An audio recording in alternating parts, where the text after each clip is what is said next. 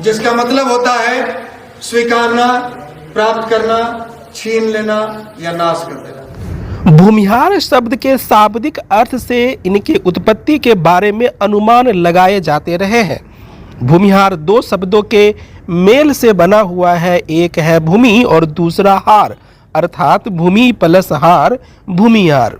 भूमि का अर्थ तो सबको पता है, भूमि का मतलब होता है धरा, जमीन। हार का अलग अलग अर्थ निकाले जाते रहे हैं। आइए जानते हैं भूमिहार शब्द की उत्पत्ति कैसे हुई। हेलो दोस्तों, मेरा नाम है श्रवण कुमार और आप देख रहे हैं जानकारी टुडे। भूमिहार शब्द का पहला अर्थ। भूमिहार का अर्थ होता है भूमिपति, भूमि वाला या भूमि से आहार अर्जित करने वाला कृषक। कृषक होने के कारण इनको जाति में निचले स्तर का होने का भी बता दिया जाता है। कुछ लोगों का कहना है कि ब्राह्मण खेती तो नहीं करते, अतः इन्हें ब्राह्मण कहना सही नहीं रहेगा। कुछ लोग तो यहाँ तक कह देते हैं कि यह एक हाइब्रिड जाति है, ब्राह्मण या राजपूत पिता और किसी दूसरे जाति की माता से इनका जन्म हुआ है, पर ऐसा कहना बिल्कुल गलत है। जानकारी नहीं होने के कारण इन्हें यह कहकर अपमानित किया जाता रहा है। भ्रमित होकर ब्रिटिश ने भारत के कुछ शुरुआती जनगणना में भूमिहारों को शूद्रों के रूप में वर्गीकृत कर दिया, जो 4 वर्णों में सबसे नीचे थे। भूमिहार शब्द का दूसरा अर्थ। भूमिहार शब्द का अर्थ संस्कृत व्याकरण के अनुसार भूमि हरने वाला या छीनने वाला है, या भूमि को हार के समान गले लगाने वाला है। इन दोनों ही अर्थ के अनुसार वे वास्तव में भूमि के बड़े प्रेमी है, जमीन की प्राप्ति या रक्षा के लिए कुछ भी करने को तैयार है। स्वामी सहजानंद सरस्वती अपनी किताब ब्रह्मऋषि वंश विस्तार में लिखते हैं कि भूमिहार और जमींदार एक ही शब्द है। संस्कृत के किताबों की अच्छी अध्ययन करने के बाद उन्होंने हार का मतलब इस तरह से निकाला।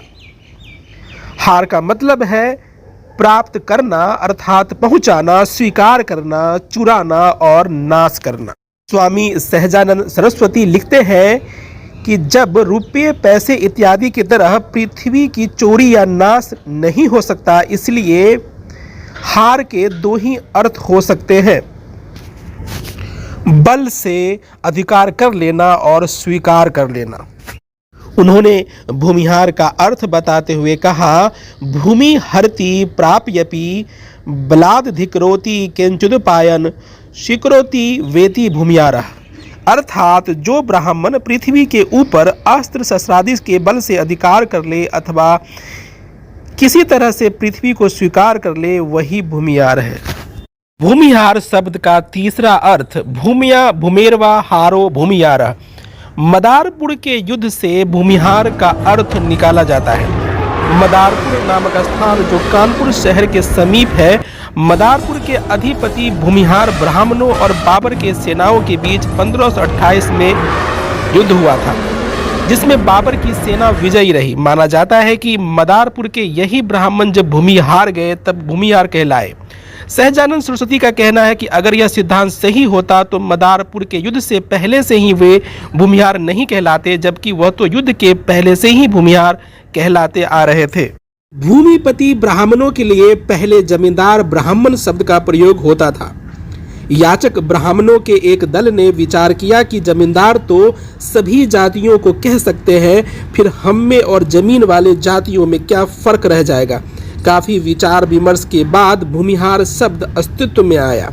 भूमिहार शब्द का प्रचलन या प्रयोग सबसे पहले 1526 ईस्वी में बृहत कानकुब्ज वंशावली में किया गया है। कानकुब्ज ब्राह्मण के निम्नलिखित 5 प्रभेद हैं। प्रधान कानकुब्ज, सन्नाढ़, सरवरिया, जिझोतिया, भूमिहार। पहले गैर सरकारी रूप में इतिहासकार बुकानन ने 1807 में पूर्णिया जिले के सर्वे रिपोर्ट में किया है। इनमें लिखा है, भूमिहार अर्थात अयाचक ब्राह्मण एक ऐसी सवर्ण जाति है जो अपने शौर्य, पराक्रम एवं बुद्धिमत्ता के लिए जानी जाती है। इसका गढ़ बिहार एवं पूर्वी उत्तर प्रदेश है। भूमिहार शब्द का सरकारी अभिलेखों में प्रथम प्रयोग 1865 की जनगणना रिपोर्ट में हुआ है। दोस्तों, भूमिहार का इतिहास के बारे में अभी काफ़ी कुछ बताना बाकी है और नेक्स्ट वीडियो में हम यह जानेंगे कि भूमिहारों की उत्पत्ति के बारे में क्या क्या सिद्धांत है।